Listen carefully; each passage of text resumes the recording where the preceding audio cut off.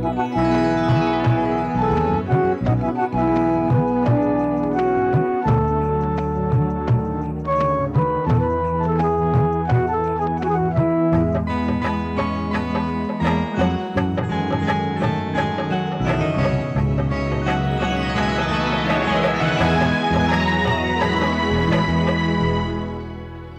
घे, आणखी सांग.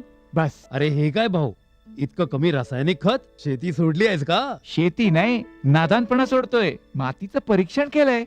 आता तर भाऊ जितकं आवश्यक आहे तितकंच खत शेतात टाकू. हा, शेतकऱ्यांनो, आजच आपल्या जिल्ह्याजवळच्या भूमी परीक्षण प्रयोगशाळेत मातीचं परीक्षण अवश्य करवा आणि मातीची पोषक तत्व, आर्द्रता व रोपांचा विकास बघता केवळ आवश्यकतेनुसारच पोषक तत्व घाला. आणि हो, मातीतलं गंधक, जस्त, बोरॉन सारख्या पोषक तत्वांविषयीही जाणून घ्या. खत आणि जैविक खताच्या योग्य उपयोगानं भूमीचा सकसपणा टिकवून ठेवा, उत्पादकता वाढवा, खर्च कमी करा आणि बहुमोल परकी चलन वाचवण्यातही सहकार्य करा. आणि हो, मंद गतीनं नायट्रोजन उपलब्ध करून देणारी खतं जसं कडुलिंबयुक्त युरियाला प्राधान्य द्या आणि युरियाचा पानांवर शिडकाव करा. अरे वा, तू तर खरोखरी समजूतदार झालास रे. आणखी माहितीसाठी संपर्क करा जिल्हा कृषी अधिकारी किंवा शेतकरी कॉल सेंटर.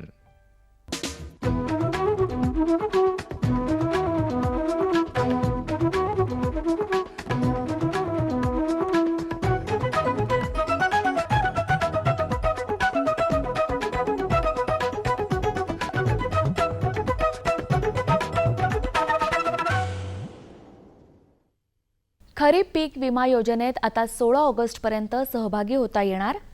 राज्यात 301 तालुक्यांमध्ये अजूनही दमदार पावसाची गरज. कीड नियंत्रणासाठी पंजाबराव देशमुख कृषी विद्यापीठाकडून विशेष प्रणाली. शेतीशी संबंधित योजनांची पुण्यात आढावा बैठक आणि उसाचा गळीत हंगाम यंदा लवकर सुरू होणार. नमस्कार, आता पाहूया सविस्तर वृत्त. खरीप हंगामासाठी राष्ट्रीय कृषी विमा योजनेत अजून सहभागी न झालेल्या शेतकऱ्यांसाठी एक आनंदाची बातमी आहे. या योजनेत सहभागासाठी आता 16 ऑगस्टपर्यंत नोंदणी करता येणार आहे. यंदा शासनानं राज्यातल्या सर्व जिल्ह्यांमध्ये खरीप हंगामात राष्ट्रीय कृषी विमा योजना राबवण्याचा निर्णय घेतलाय. या योजनेत सहभागासाठी 31 जुलै ही अंतिम मुदत यापूर्वी निश्चित करण्यात आली होती. मात्र तिला 15 दिवस मुदतवाढ देण्यात आली आहे. यंदा राज्यातल्या बहुतांश भागांमध्ये पावसाचं खूप उशिरा आगमन झालंय. त्यामुळे जून आणि जुलै महिन्यात खरीप हंगामातल्या पेरण्या लांबल्या आहेत आणि अजूनही अनेक ठिकाणी पेरण्या सुरू आहेत. अशा उशिरा पेरण्या केलेल्या शेतकऱ्यांना सुद्धा या योजनेत सहभागी होण्याची संधी मिळावी, यासाठी राज्य शासनानं मुदतवाढीचा निर्णय घेतलाय. राज्यात सुरू झालेल्या दमदार पावसामुळे चिंता काहीशी मिटली असली तरी अजूनही 301 तालुक्यांमध्ये हंगामाच्या सरासरीपेक्षा कमी पाऊस आहे. विदर्भातले 4 आणि मराठवाड्यातले 10 अशा एकूण 14 तालुक्यांमध्ये 25%पेक्षाही कमी पाऊस झालाय. कोकण, मध्य महाराष्ट्र आणि विदर्भातल्या काही तालुक्यांमध्ये मात्र स्थिती चांगली आहे. यंदा जुलै महिन्याच्या अखेरीस सर्वदूर झालेल्या दमदार पावसामुळे राज्यातलं चित्र तुलनेनं सुधारलंय. या महिना अखेरीस 142 तालुक्यांमध्ये सरासरी इतका, 84 तालुक्यांमध्ये 75 ते 100%, 70 तालुक्यांमध्ये 50 ते 75%, तर 56 तालुक्यांमध्ये 25 ते 50% पाऊस झालाय. मराठवाड्यातली स्थिती मात्र अजूनही बिकट आहे. मराठवाड्यातल्या 76 पैकी 52 तालुक्यांमध्ये अवघा 25 ते 50% पाऊस झालाय. याशिवाय 13 तालुक्यांमध्ये जेमतेम 50 ते 75% पाऊस होऊ शकलाय. लातूर जिल्ह्यातल्या फक्त एका तालुक्यानं 75%चा टप्पा ओलांडलाय. यामुळे निम्मा पावसाळा उलटूनही संपूर्ण मराठवाड्यात पावसानं पूर्णपणे पाठ फिरवल्याचं चित्र आहे. मध्य महाराष्ट्रातल्या दुष्काळी पट्ट्यातल्या तालुक्यांनाही मराठवाड्याप्रमाणेच पावसानं हुलकावणी दिली आहे. पिकांवरील किडींबाबत डॉक्टर पंजाबराव देशमुख कृषी विद्यापीठानं विशेष प्रणाली तयार केली आहे. या किडींची ओळख आणि त्या किडीच्या नियंत्रणासाठी करण्याच्या उपाययोजनांचा अंतर्भाव असलेली कीड गुरुकिल्ली नावाची ही प्रणाली विकसित करण्यात आली आहे. ही प्रणाली विद्यापीठाच्या संकेतस्थळावर लवकरच उपलब्ध केली जाणार आहे. कीड निवारणासाठी शेतकऱ्यांना वेळीच मार्गदर्शन मिळत नसल्यामुळे नुकसानीची व्याप्ती वाढते. या समस्येवर कायमस्वरूपी तोडगा काढण्यासाठी या कृषी विद्यापीठानं ही प्रणाली तयार केली आहे.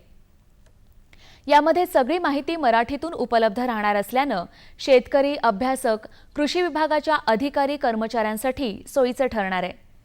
कीड आणि रोगांच्या प्रादुर्भावाचा अंदाज घेऊन यातली माहिती वेळोवेळी सुधारलीही जाणार आहे. किडींची अवस्था, किडींमुळे पिकाच्या होणाऱ्या नुकसानीची छायाचित्र आणि कीड निवारणासाठी उपाययोजना याविषयी थेट माहिती त्यात असणार आहे. शेतीशी संबंधित विविध योजनांची आढावा बैठक पुण्यात नुकतीच आयोजित करण्यात आली होती. राज्याचे कृषी आणि पणन विभागाचे अप्पर मुख्य सचिव डॉक्टर सुधीर कुमार गोयल यांच्या अध्यक्षतेखाली आणि कृषी आयुक्त उमाकांत दांगट यांच्या उपस्थितीत ही बैठक झाली. राज्याचे कृषी संचालक, सहसंचालक, उपसंचालक आणि विविध जिल्ह्यांमधले कृषी अधिकारी या बैठकीला उपस्थित होते. शेतीशी संबंधित योजनांची अंमलबजावणी अधिक प्रभावी करण्याबाबत या बैठकीत चर्चा झाली. राज्यात यंदा ऊस गाळप हंगाम गेल्या वर्षीच्या तुलनेत 15 दिवस आधी सुरू होणार आहे. गेल्या वर्षी गाळप हंगाम 1 नोव्हेंबरपासून सुरू करण्यात आला होता.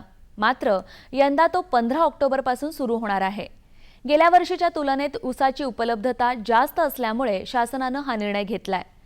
ऊस हंगाम लवकर सुरू होणार असल्यामुळे शेतकऱ्यांना दिलासा मिळणार आहे. ऊस जास्त असल्यामुळे यंदा राज्यात साखरेचं उत्पादनही वाढण्याची अपेक्षा आहे. यंदा राज्यात तब्बल 90 लाख मेट्रिक टन साखरेचं उत्पादन होण्याचा अंदाज आहे. अंदाजानुसार साखरेचं उत्पादन झालं तर ते विक्रमी उत्पादन ठरणार आहे. भात रोपांच्या पुनर्लागणीपूर्वी शेतात चिखलणी करावी. हळव्या जातीची रोप लागण पेरणीनंतर 21 ते 25 दिवसांनी 15 बाय 15 सेंटीमीटरवर करावी. नीम गरव्या जातीची रोपे 23 ते 27 दिवसांनी तर गरव्या जातीची रोपं 25 ते 30 दिवसांनी 20 बाय 15 सेंटीमीटरवर करावीत. जमिनीत ओलावा टिकून राहण्यासाठी फळझाडांचे वाफे खुरपून स्वच्छ करावेत. तसंच आच्छादनाचा वापर करावा.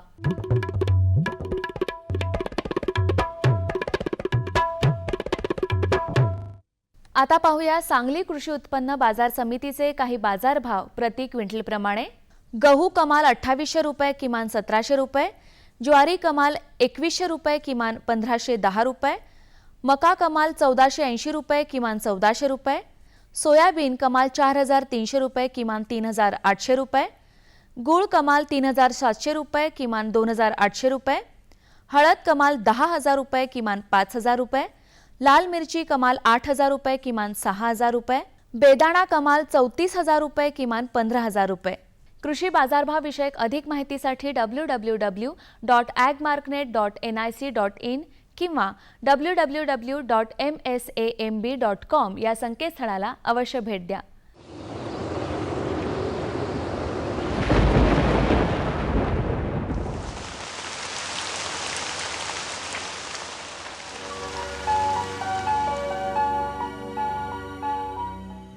आता पाहूया हवामानाचा सारांश. कोकण, मध्य महाराष्ट्रात जोरदार स्वरूपात पाऊस होता. मध्य महाराष्ट्र, मराठवाडा तसंच विदर्भात काही ठिकाणी पाऊस पडला. येत्या 48 तासात कोकणात काही ठिकाणी जोरदार ते अतिजोरदार स्वरूपाचा पाऊस पडण्याची शक्यता आहे. तसंच मध्य महाराष्ट्र आणि विदर्भात तुरळक ठिकाणी जोरदार पाऊस पडण्याची शक्यता आहे. आता पाहूया राज्यातल्या काही प्रमुख शहरांचं तापमान अंश सेल्सिअसमध्ये याप्रमाणे. मुंबई कमाल 27 अंश सेल्सिअस किमान 25 अंश सेल्सिअस, पुणे कमाल 23 अंश सेल्सिअस किमान 21 अंश सेल्सिअस, नागपूर कमाल 27 अंश सेल्सिअस किमान 23 अंश सेल्सिअस, नाशिक कमाल 24 अंश सेल्सिअस किमान 22 अंश सेल्सिअस, औरंगाबाद कमाल 26 अंश सेल्सिअस किमान 22 अंश सेल्सिअस, कोल्हापूर कमाल 23 अंश सेल्सिअस किमान 21 अंश सेल्सिअस, सांगली कमाल 25 अंश सेल्सिअस किमान 21 अंश सेल्सिअस, सातारा कमाल 23 अंश सेल्सिअस किमान 21 अंश सेल्सिअस आणि सोलापूर कमाल 28 अंश सेल्सिअस किमान 22 अंश सेल्सिअस राहण्याची शक्यता आहे.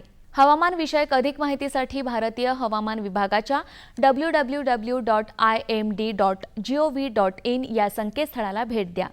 या होत्या आजच्या कृषी वार्ता. पुन्हा भेटूया पुढच्या भागामध्ये. तोपर्यंत नमस्कार.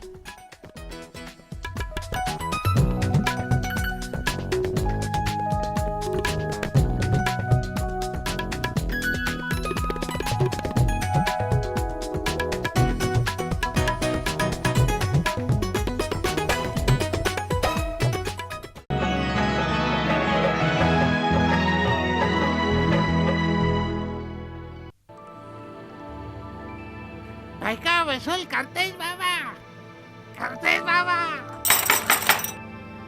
तुकाराम, हे तुकाराम. हे शाळेला गेल्या ती. अं? शाळेला गेला?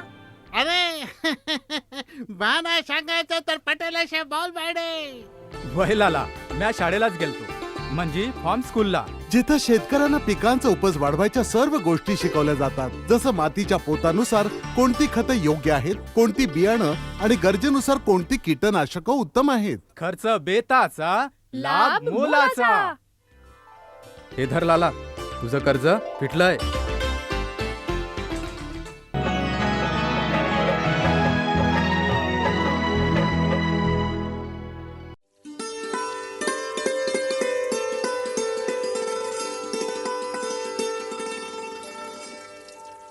भारतीय शेतीमध्ये ऊस हे एक महत्त्वाचं पीक मानलं जातं. काही ना काही निमित्तानं नेहमीच गोड खाणाऱ्या भारतीयांमध्ये साखरेची आणि गुळाची मागणी बारमाही असते आणि म्हणूनच ऊसाची मागणीही वाढती असते. ऊसाचं पीक अगदी आरामात म्हणजे 18 महिन्यांनी येतं. त्याला पाणीही भरपूर लागतं आणि हे पीक भरपूर आर्थिक फायदाही मिळवून देतं, म्हणून याला श्रीमंतांचं पीक असं म्हटलं जातं. त्यामुळे गरीब आणि छोटे शेतकरी ऊसाची लागवड करण्याचं धाडस करत नाहीत. पण ऊस लागवडीचं नियोजन योग्य प्रकारे केलं गेलं तर सर्वसामान्य शेतकरीही ऊसाचं पीक घेऊ शकतो आणि त्यातून फायदाही मिळवू शकतो. पण जर आडसाली ऊस लागवड केली तर ती जास्त फायद्याची ठरते, कारण या वेळेचं पावसाळी हवामान ऊसाच्या वाढीसाठी पोषक असतं. त्यामुळे या हंगामात घेतलेलं ऊसाचं पीक जोमानं वाढतं. या ठिकाणी 1932 सालापासून ऊसावरती संशोधन केलं जातं. महाराष्ट्रामध्ये साधारणतः दरवर्षी 10 लाख हेक्टरवरती ऊस लागवड केली जाते. प्रामुख्याने ही ऊस लागवड 3 हंगामामध्ये केली जाते. त्यामध्ये जुलै ऑगस्ट महिन्यामध्ये जी लागवड केली जाते त्याला आपण आडसाले ऊस असे म्हणतो. ऑक्टोबर नोव्हेंबर महिन्यामध्ये जी लागवड केली जाते त्याला आपण पूर्व हंगामी ऊस असं म्हणतो. आणि डिसेंबर जानेवारी फेब्रुवारीमध्ये जी लागवड केली जाते त्याला आपण सुरू ऊस असे म्हणतो. साधारणतः दरवर्षी आडसालीचे क्षेत्र 15 ते 20% असावं. त्याचप्रमाणे पूर्व हंगामी 35 ते 40% आणि सुरू ऊसाचं 15 ते 20% आणि त्याचप्रमाणे खोडवा ऊसाचं क्षेत्र 35 ते 40% असं असावं. असे जर क्षेत्र विभागून लागवड केली तर त्यामुळे ऊस उत्पादकता आणि त्याचबरोबर ऊस रिकव्हरीमध्ये वाढ झाल्याचे दिसून येते. विशेषतः आडसालीची लागवड आपण जुलै आणि ऑगस्ट महिन्यामध्ये लागण्याची शिफारस करतो. यासाठी की आडसालीच्या ऊसाचे उत्पन्न हे लागणीच्या म्हणजे सुरू ऊसाच्या उत्पन्नाच्या साधारणतः 1.5 पट येते. कारण या ऊसाला 2 पावसाळ्याचे हंगाम मिळत असल्यामुळं त्याची वाढही चांगली होते.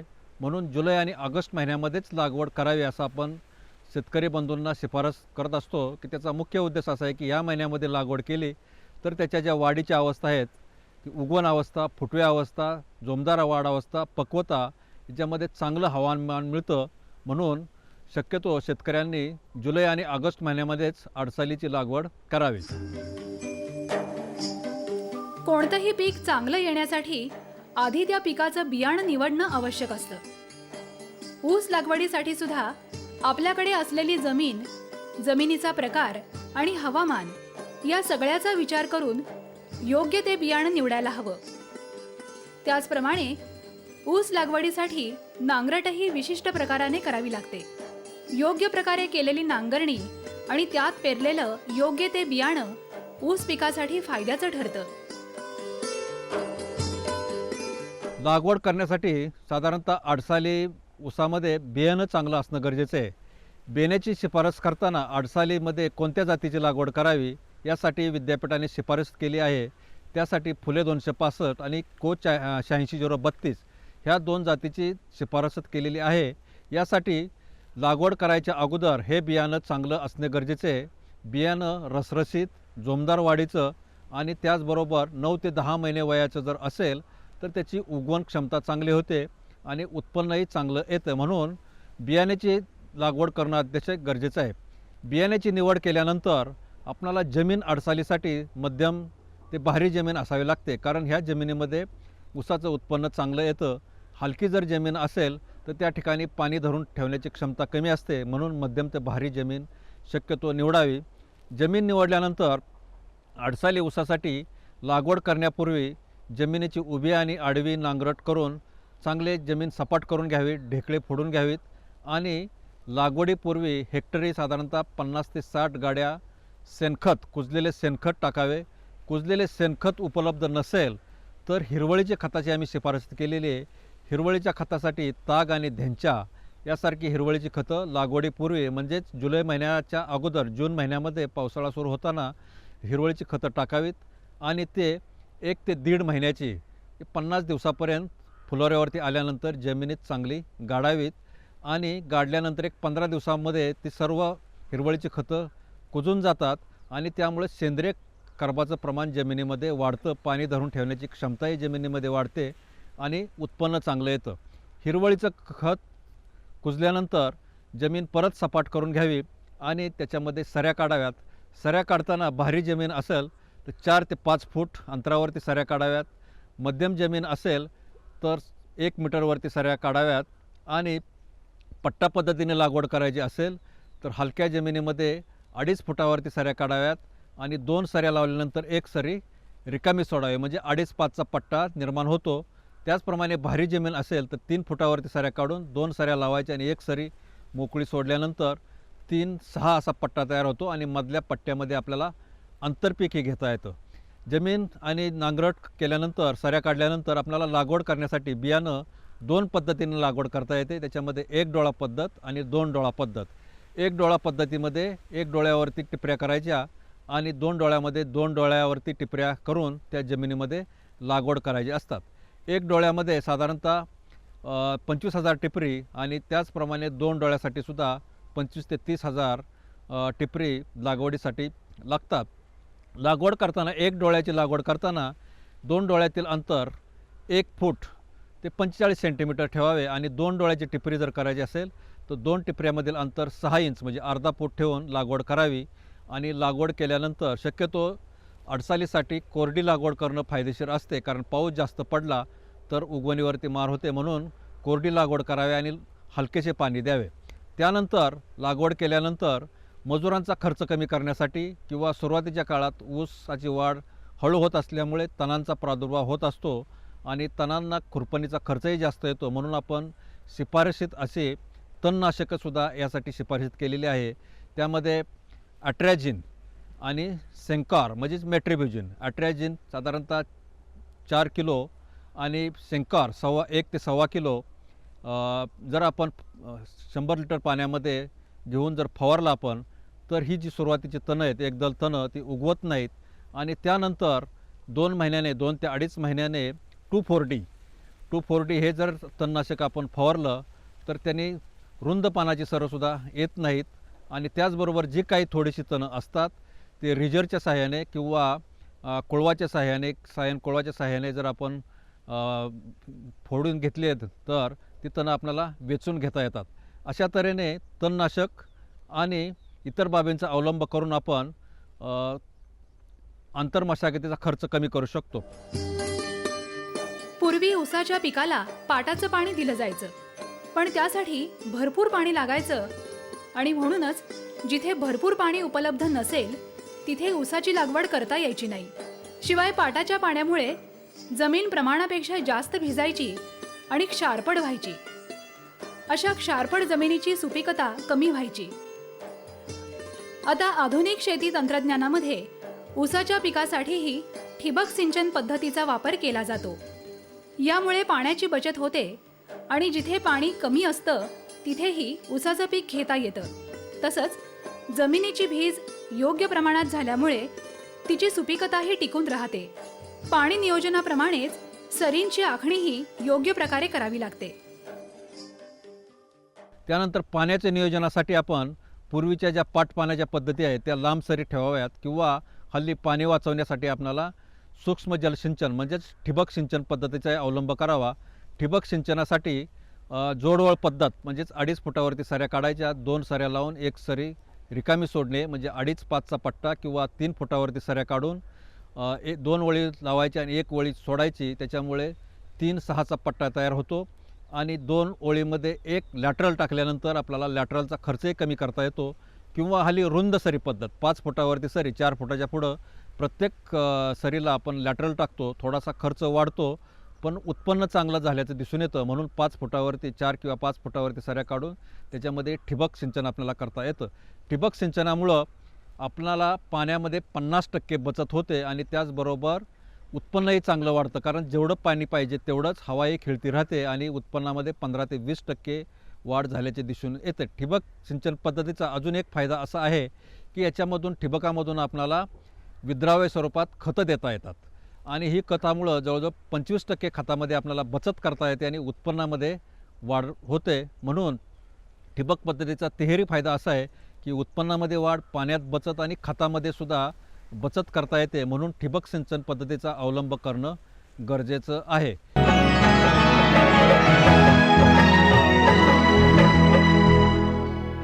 सुगंधाच्या दरवळीमध्ये, स्वादाच्या बहारीमध्ये, प्रगतीच्या डहाळ्यांमध्ये पसरणाऱ्या हास्यांमध्ये, हिरव्यागार झाडांमध्ये, मोठ्या मोठ्या सौद्यांमध्ये, गोड मधुर गुंजनामध्ये, आनंदाच्या चाहुलीमध्ये. NHM बागवानी मिशन. आमची आकांक्षा आपलं स्मितहास्य.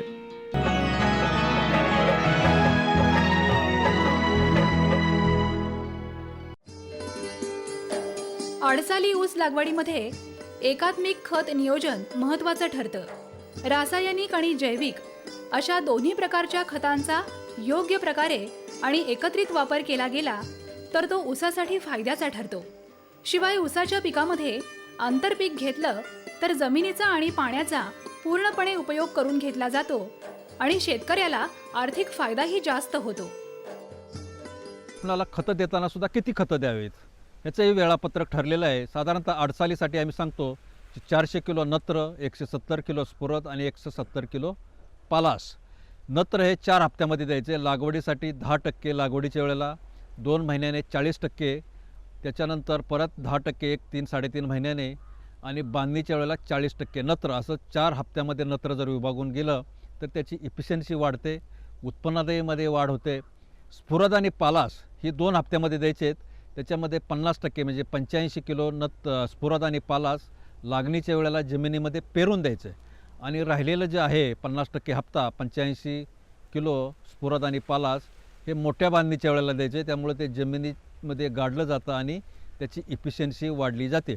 त्याचबरोबर आपल्याला ठिबकामधून सुद्धा जर खतं द्यायची असतील तर नत्र आम्ही सांगतो की साधारणतः 5 ते 6 महिन्यापर्यंत नत्र दर आठवड्याला देणं गरजेचं आहे विभागून. त्याच्यामध्ये 25% नत्रामध्ये आपल्याला बचत करता येते. त्याचंही वेळापत्रक ठरलेलं आहे. स्फुरदसुद्धा 5 ते 6 महिन्यापर्यंत देणं गरजेचं आहे आणि पालास जे आहे ते 8 ते 9 महिन्यापर्यंत आपण देणं गरजेचं आहे. कारण पालास खताची पक्वतेसाठी उपयुक्त असते. म्हणून पालास 8 ते 9 महिन्यामध्ये जवळजवळ 26 आठवड्यापर्यंत आपल्याला पालास देता येतं. अशा तऱ्हेने खतं विभागून देणं गरजेचं आहे आणि ते ठिबकाद्वारे जर दिले आपण तर उत्पन्नामध्ये वाढ होते, त्याची इफिशियन्सी वाढते आणि खतामध्ये बचत होते असं दिसून आलेले आहे. आडसालीचं पीक वाढत असतं आणि ह्या वाढीच्या अवस्थेमध्ये सुरुवातीला मी ते सांगितलं त्याप्रमाणे त्याची योग्य लागवड, बियाण्याची निवड, आंतरमशागत, आंतरपिकंसुद्धा आपल्याला आडसाली ऊसामध्ये घेता येतात. आंतरपिकामध्ये सोयाबीन, भुईमूग किंवा भाजीपाल्याची जी फायदेशीर पिकं ठरतील त्या पट्ट्यामध्ये घेता येतात. आंतरपीक त्याचबरोबर खताचं नियोजन, त्याला आपण म्हणतो की एकात्मिक खताचं नियोजन. याच्यामध्ये एकात्मिकमध्ये जी रासायनिक खतं, सेंद्रिय खतं म्हणजेच कंपोस्ट किंवा हिरवळीची खतं आणि जैविक खतं.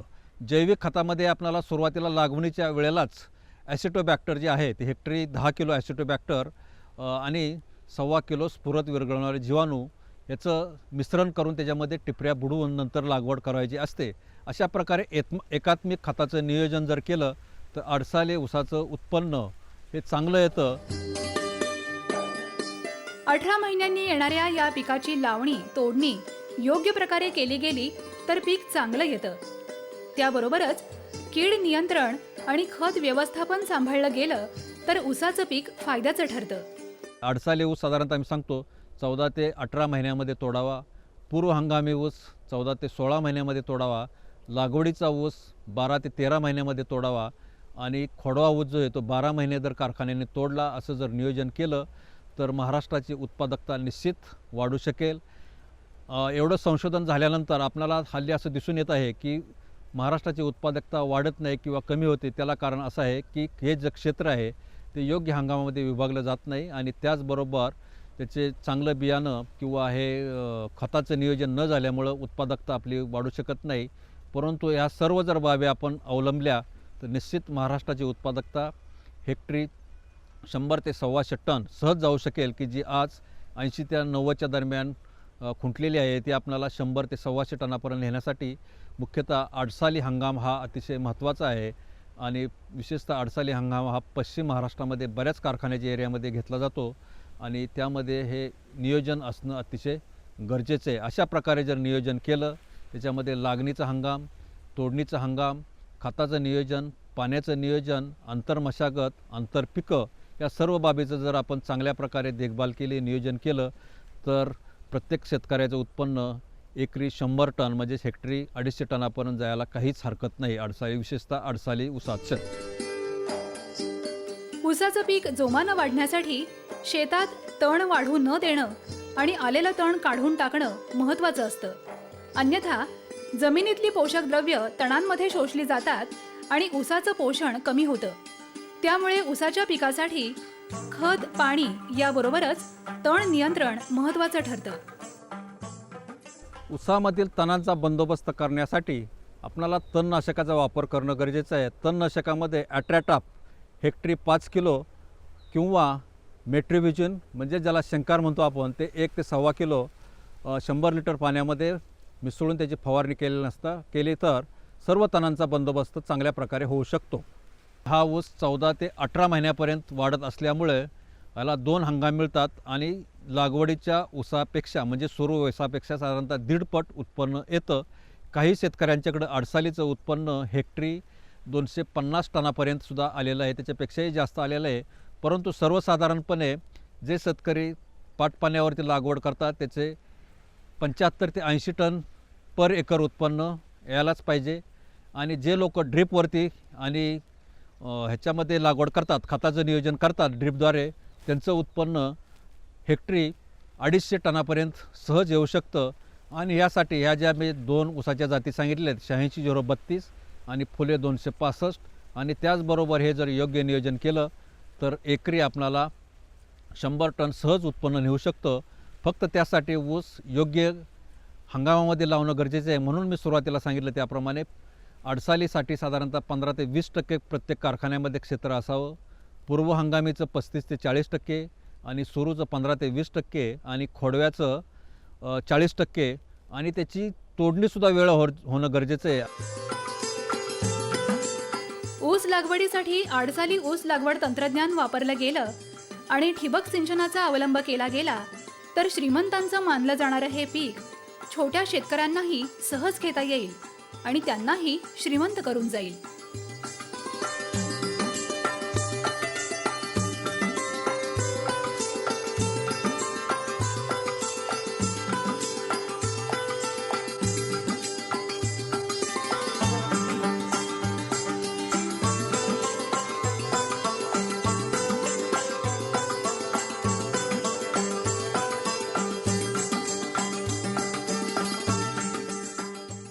आमचा पत्ता निर्माता कृषी दर्शन दूरदर्शन केंद्र पुणे. आमचे ईमेल ID असे आहे ddkpuneकृषी@hotmail.com आणि ddkpuneकृषी@rediffmail.com.